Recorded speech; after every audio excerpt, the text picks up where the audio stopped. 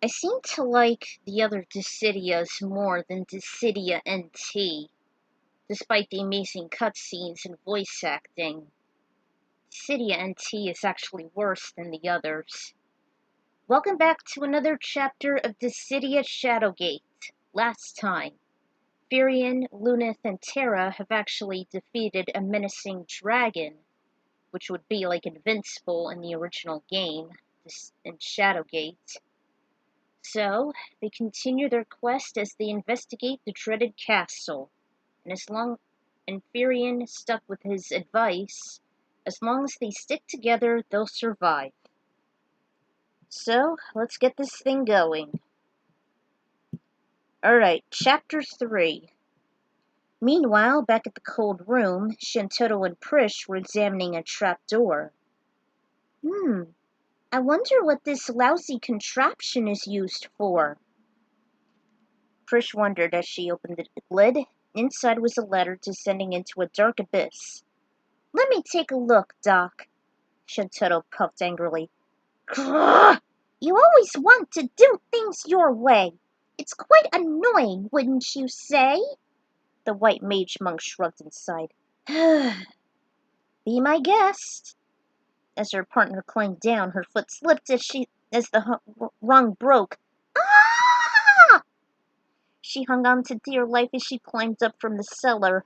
She dusted off her tunic and informed.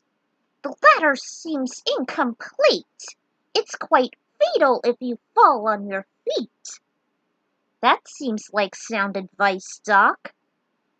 They both returned to the White Room. At the White Room, Titus, Una, Vaan, and Lightning walked on the riverbank as they saw a pond with bloodthirsty sharks. Sharks in a pond, really? And a lime-covered skeleton watching them with eyeless sockets. As they approached, Titus said excitedly, Ah, now this I can relate to. As a star ace, water is my specialty, you know. Don't lose your head, water boy. We must stay away from this lake and keep our heads on our shoulders. The quartet marched on to a subterranean cascade where a waterfall descended into a cool, clean stream. Vaan kneeled down and picked up some stones. Here's some great souvenirs. Lightning looked at him blankly. You really are a pack rat, aren't you? Hey, you never know when we might need them. She rolled her eyes and then continued forward to a cavern with damp walls. Vaan felt a chill run down his spine. Whoa! Now I know how Lunith feels about claustrophobia. He muttered at the irregular structures. He saw a big rock in between the walls and scratched his chin. I wonder if I can do this. He threw a stone toward the rock and it left it dangling, revealing a sack filled with 3 jewels, a red gem, a white gem, and a blue gem. Vaughn's face brightened as he gazed upon them. Wow! This is every pirate's dream! Lightning grabbed his shoulder firmly to interrupt his reverie. Ow! Will you stop fantasizing and concentrate on what's going on? She released her hold, and Vaan followed after he let out a grunt. Ugh. Still examining the jewels, Vaan went back to the White Room with the others. Wait, hold on! He ran to the cold room and found... Wait, hold on! He ran to the cold room and found a small hole in the stone wall. He took out the white gem and stuck it in. A small sphere appeared on top of the stand. He touched it and it felt as cold as ice. He rushed past his friends to the pond and dropped the sphere. Keep doing this. It froze instantly upon contact, and he slowly treaded toward the skeleton. He took the key, thanked it, took the ice sphere, and headed back to the shore. Back at the mirror room, Zidane and Bart were making faces at each other. It was a contest to see who can make the scariest face to frighten the opponent. After each face, there were periods of laughter. A few minutes later, Vaan rushed to them and showed them his treasures. Wow! You're becoming quite the thief! I'm sure these jewels are very useful for something. I mean, you never know what you might find. As quick as the wind, Zidane stole the red gem. Vaan looked down at his empty hand and yelled, "What? Hey, wait! Give it back!" The genome threw toward the center mirror. It shattered, and the shards of glass fell to the ground as they tinkled. There was an iron door hidden from the debris. "Nice shot, Zidane. I wonder what's in there, since we don't have anywhere else to go." As the trio marched forward, a shadowy hand reached out from the right mirror. It looked as if it were coming from a portal to another dimension. Unbeknownst, the hand grabbed the thief's tail and yanked him belly first to the floor. Bart and Vaan ran to him and grabbed his hands, pulling him away. With each passing second, they were losing their grip, and the hand pulled the helpless genome closer to the portal. From the cellar, Squall walked up and saw what all the commotion was about. He watched his friend struggle, then he aimed his gun blade and shot 3 times at the dark arm. It dropped him with a thud and it disappeared into the portal.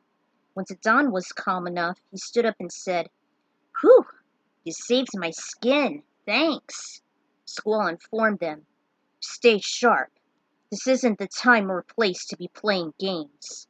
The bashful thief rubbed the back of his head with a red heel on his cheeks. They moved on to the door, which felt hot to the touch. With some elbow grease, the door slid open. "Oh, man! So this is what hell feels like," Zidane thought as he felt the intense heat. Across was a massive stone bridge with raging flames on each side, and a door up ahead. "We can't stay here for long. We have to act now." Bart marched up to the door and opened it. It flew open as a gust of wind knocked him back. Frightfully, he saw a flame horror towering over them. Thanks to Furion, he used his mimicking spell Blizzaga at it. Unfortunately, it began to melt on contact. Laguna wandered toward the group from behind as he muttered, "This place is way hotter than— Whoa! What the heck?" He drew his bazooka and fired a laser beam at the beast, but it had absorbed it. Even physical attacks were futile since it had a never-ending burning body. Laguna panicked. "It's no use! Our weapons and magic are worthless!" When it was Vaan's turn to strike, he scratched his chin, snapped his fingers, indicating he had an idea, and dropped the ice spear into the flames. With that, they disappeared in a flash of light, and so did the fire drake, since there was no energy to feed it. The ground was now covered with a thick oil. Vaan stretched. "Whew, that's the end of that. No way we can restart this fire." Everyone sighed with relief. "That was impressive. Yeah, you're on a roll. You know, you know, you're not half bad yourself. For a pirate, that is." "Aw, it's nothing. You gotta do whatever it takes to be a sky pirate. It's worth taking many risks. That is my dream." "Heh, sounds like we're not the only ones with dreams," Laguna said as he referred to Furion. "Looks like you're all still intact. Sure enough, it was him taking up the rear. We've been looking everywhere for you guys. I'm just glad you're okay. No sweat, fearless leader. Come on, let's go. There's a long road ahead." And the team marched on. Sorry for those short chapters. I hope that things will get a little longer from here. So we continue our quest to investigate Shadowgate. See you all next time.